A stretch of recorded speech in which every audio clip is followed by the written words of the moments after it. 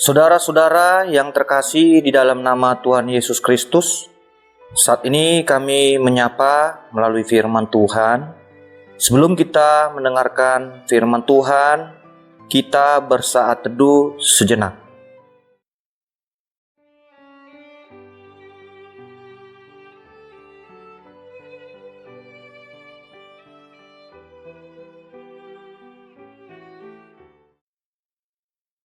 Amin.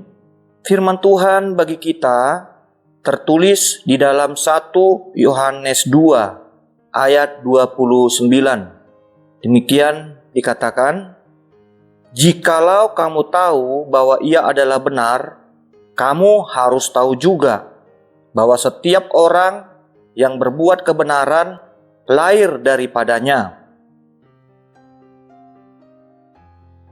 Molo di botohamu tigori bana, botohamu ma naung tubuh sian ibana do nasa namangulahon hati gorani. Judul nas renungan saat ini adalah Berbuatlah Benar. Saudara-saudari, saat ini sangat sulit bagi kita untuk menemukan orang yang benar dan dapat dipercayai untuk menjadi teman atau sahabat kita.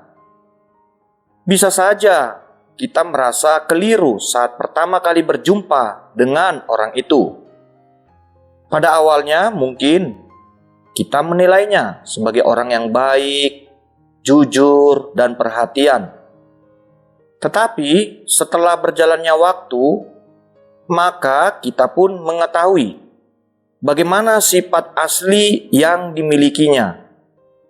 Sifat asli yang pertama kali kita kenal mungkin saja dia baik, kini telah berbalik menjadi orang yang tidak kita sukai.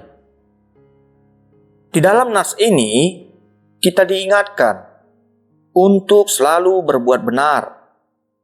Segala bentuk kemunafikan dan kepura-puraan bukanlah cerminan dari anak Allah.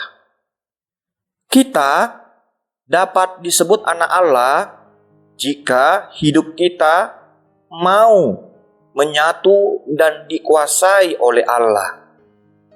Hidup menyatu dengan Allah dapat kita tunjukkan dengan tidak hanya mementingkan keinginan diri kita sendiri. Jika kita membaca di dalam Roma 1 ayat 29 dikatakan, di dalam diri orang yang mementingkan diri sendiri terdapat rupa-rupa kelaliman, kejahatan, kebusukan, penuh dengan dengki, menyukai perselisihan, dan penuh dengan tipu muslihat. Saudara-saudari, mungkin muncul pertanyaan di dalam diri kita. Bagaimana manusia bisa benar di hadapan Allah? Dan bagaimana manusia yang berdosa bisa dibenarkan di hadapan manusia? Manusia yang dibawa kendali iblis tentu dapat melakukan yang jahat dan melawan kehendak Allah. Rasul Paulus dalam Efesus 2 ayat 1 pernah mengatakan, gambaran pelanggaran melawan kehendak Allah ini telah ada sejak manusia berdosa di Taman Eden. Hal ini menunjukkan bahwa walaupun setiap orang diciptakan menurut gambar Allah, tetapi kecenderungan hatinya terhadap dosa akan menjauhkan dirinya dari Allah. Hidup benar di hadapan Allah adalah perintahnya agar kita dipulihkan menjadi anak-anaknya. Allah telah mengaruniakan bagi kita anaknya, yaitu Yesus Kristus, agar kita menerima kehidupan yang kekal. Tuhan Yesus berfirman, supaya kita tinggal di dalamnya.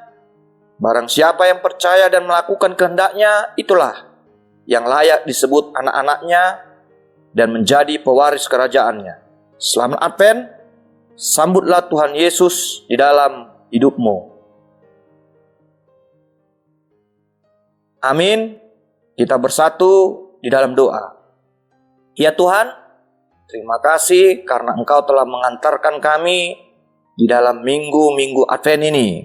Kami bersyukur karena kami dapat Engkau berikan kehidupan, dan saat ini kami telah mendengarkan firman-Mu supaya kami hidup benar. Berikan kepada kami hikmat supaya kami mampu berjalan sesuai dengan kehendak-Mu. Demikian juga memilih dengan tepat, dengan benar, dengan hikmat-Mu Tuhan, dan tidak dikecewakan oleh pilihan kami, seperti memilih sahabat-sahabat kami yang perhatian dan penolong bagi kami. Berkati juga Tuhan keluarga kami, saudara-saudara kami juga dimanapun mereka berada. Jadikan hidup mereka dan hidup kami juga supaya menjadi terang di dunia ini yang membawa dan memberitakan firman-Mu.